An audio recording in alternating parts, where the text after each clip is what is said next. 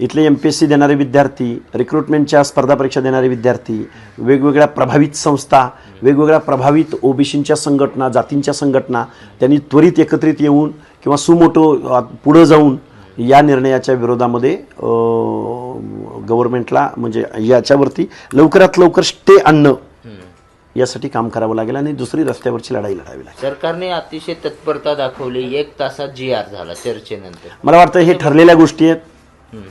मुळात न्यायालयाच्या निर्णयापुढं आपल्याला निर्णयाची अंमलबजावणी करताना येताना अडचणी येतील म्हणून काहीतरी हे थातुरमातुर केलेलं आहे.